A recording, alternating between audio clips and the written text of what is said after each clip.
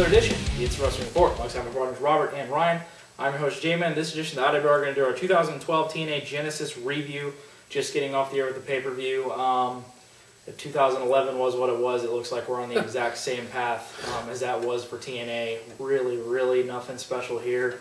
And yet another disappointing TNA pay-per-view. We just need to... I have no idea really what to say of how TNA needs to get on track with anything. But right now, the way they're heading, this is just not the way to go. We need to figure something out. But we're going to run down the card for you. First matchup, we had a Four Corners elimination match for the X Division Championship featuring champion Austin Aries versus Jesse Sorensen, Zema, Ion, and Kid Kash. Typical TNA pay-per-view. Start off with the X title, start out hot. This match, back and forth. You get the champion Austin Aries, you get these young up-and-comers, and then Kid Kash. Yeah, it was an elimination match. It came down to Jesse Sorensen and Austin Aries. It was kind of a match inside a match. All four guys set their spots. All four guys did everything that they do, and X Division is made of. Came down to the two, a lot of false finishes, and we have it retained by Austin Aries, a double. Just an absolutely nasty brainbuster off the top of it. That was some nasty stuff. But a double retaining the X Division Championship. That match. Next matchup, we had the Pope D'Angelo Dinero going up against Devon. Yeah, they doing this whole storyline with these guys and with the kids and all this, and it's just pretty weird. And they finally do the final match. The match with the finally here with these two and having Devon's kids dress up like the Pope and do this whole weird kind of thing, and having Pope to bring the kids in, and they all kind of just was going to turn on Devon, and then they kind of just changed their mind, and Pope kind of shoved him down and threw him out of the ring, and basically had a turn back for the boys to go back with Devon. It wasn't really nothing special here. This was really just nothing at all good. Yeah, exactly. It was bad. Devon getting the win there in that match. Next matchup, we had RVD versus Gunner. Them attempting to have this match at Impact, now putting it on the pay-per-view, and guess what it felt like? It felt like an Impact match. Just absolutely nothing special. Yeah, just nothing special here. Did not get any time at all. Gunner continuing with this push with Gunner as Ric Flair as his manager, which is just, I don't know how you could put a guy like Ric Flair on a Gunner. If you're going to try and help somebody out, I don't see the path for Gunner going very brightly into the TNA's future. But Gunner getting a win on RVD here with the DDT spot on the concrete, with the ref kind of distracted with Flair. And as like I said, nothing special here, and just another typical kind of Impact match out of this one.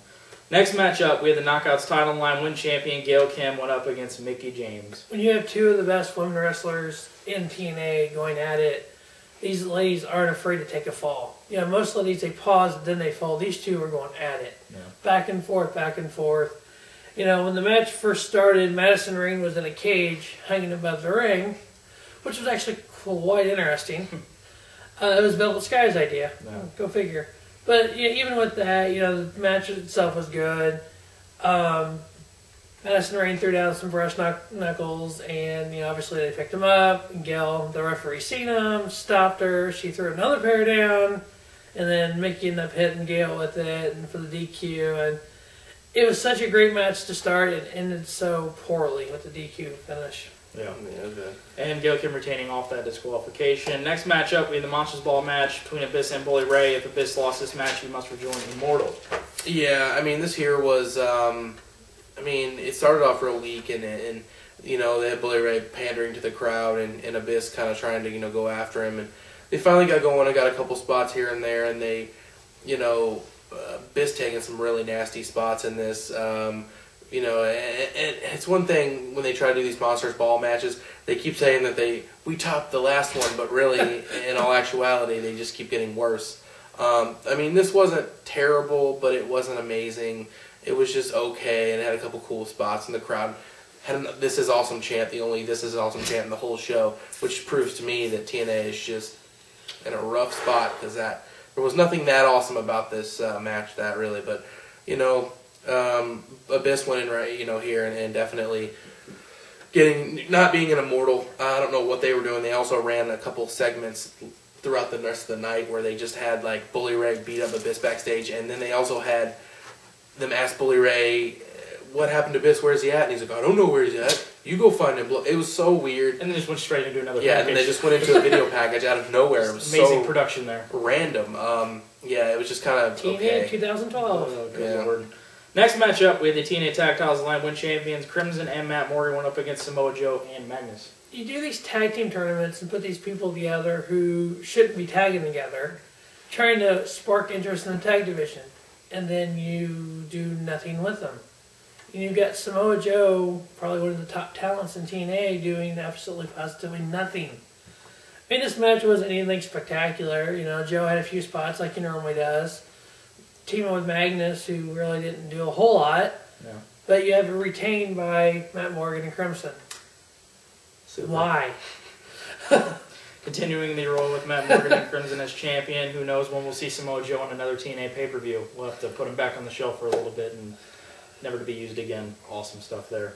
Next matchup, we had the rematch between Kurt Angle and James Storm off their pretty solid match at the last pay-per-view, getting back in there, and this is another pretty solid match out of these guys. Like I said in the preview, when you're throwing James Storm in there, it really seems like they're trying to get him over as a guy that's going to be a main event mainstay going into the future, and putting him in there with a guy like Kurt Angle, it's just kind of that connection of that main event level guy and a Kurt Angle, and putting that new guy that's kind of the new face in the main event scene in James Storm, and it really makes it feel like that he's the main event kind of guy that a Kurt Angle is, and continuously putting him in there, it makes that feel more and more.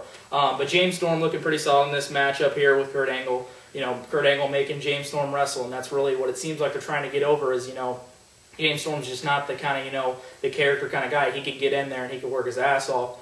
It did have little spots in here where you could tell where James Storm gets a little winded a little bit. It's kind of funny. We were kind of laughing about it. He bounces off the ropes. He gets a little kind of a little floopy floppy here, but kind of getting cleaned up here in the end of the match. And Kurt Angle getting the win here. Interesting to see if this continues into the future. If they kind of do a best of 3 little series or whatever. I know they said James Storm got the win, 2 wins off the Impact and off the pay-per-view also. But interesting to see if they continue something out of that. But pretty solid match here, and Kurt Angle getting the win. Next matchup, we had the TNA World Title on the line in the main event between champion Bobby Roode and Jeff Hardy. Man, oh man, were we scared at the beginning of this when it just it just had that feel that this was going to be Jeff Hardy's comeback and Jeff Hardy's renewal and Jeff Hardy's, you know, final culmination of getting back the TNA World Championship.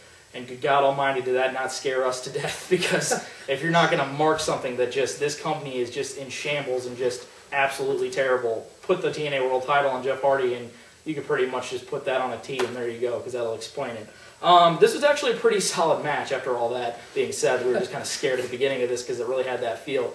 Pretty solid match. Bobby Roode making Jeff Hardy, you know, wrestle, as we've said in the past. You got to put Jeff Hardy in there with a guy that wants to bring it out of him and wants to produce that kind of match. And Bobby Roode, just greatest champion right now. Loving the heel gimmick, loving everything he's doing. Just put on really solid matches.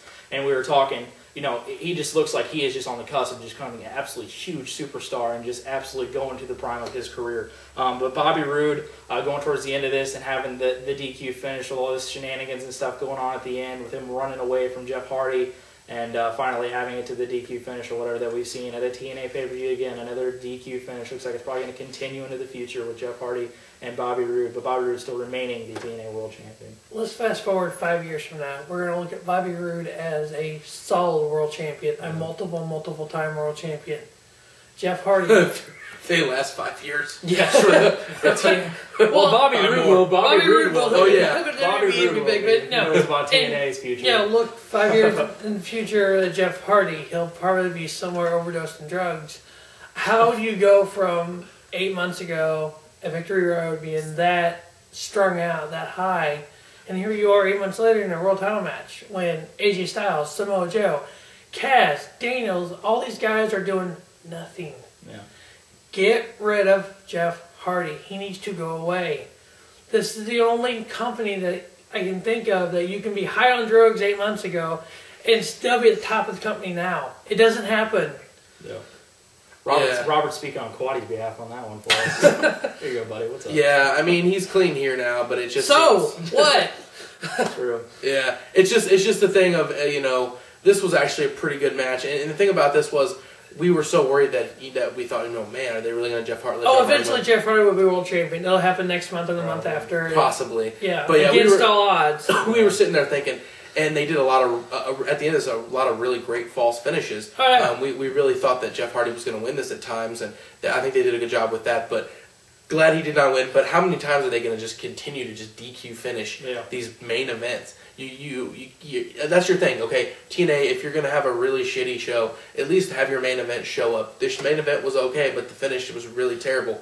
You know, and a lot of times that's how it's been rolling. It's multiple finishes. It's just the overall. It's so many politics, so many politics of booking with wrestling. Nobody ever wants to. Vince Russo booked it. Well, I mean, there's a lot more than just one. It's a lot of things coming in culmination. But basically what I mean is you know, with the booking and the politics is, you know, they're so worried about letting one guy get over on another guy clean, like they'll lose heat or something. Exactly. You know, and a lot of times in today's mainstream professional wrestling, none of the heels, if you look at all the heels in mainstream wrestling, none of them can get clean wins on anybody unless your name's Mark. Yeah, unless you're a 400-pound monster. Exactly. I mean, nobody can get clean wins. And it's so sad. TNA has one thing going for him. This was the best pay-per-view of 2012. Yeah, it better not be the best pay-per-view. So far it is. For 2012 wrestling, this is the best pay-per-view. Oh, God. Yeah. It hopefully... that's a good way to put it. Way to be optimistic about it. But there's only way to go up from there. That's the truth. But just...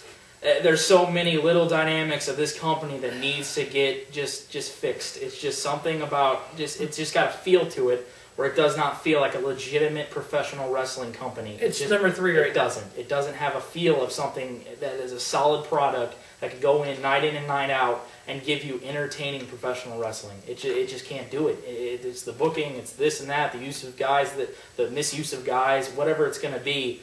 They need to figure this shit out and give us TNA, give us what we loved, give us the company that, you know, was the alternative, that was something different than everything else. It just doesn't feel like that, and it's gotten to the point where it's almost, we're just repeating the same stuff and repeating over and over again the changes that need to happen. It's not. It's just continuously going to be the same sort of stuff. But who knows what will be going on in the future? An absolutely just brutal way to start out 2012. Hopefully we can figure something out. But this is just not the way to start out 2012. But this one I'll wrap up our 2012 TNA Genesis review. For my partners Robert and Ryan, I am your host Jay Man. Thank you for watching another edition of the Instant Wrestling Report, your source for professional wrestling news, information, opinions, and stuff.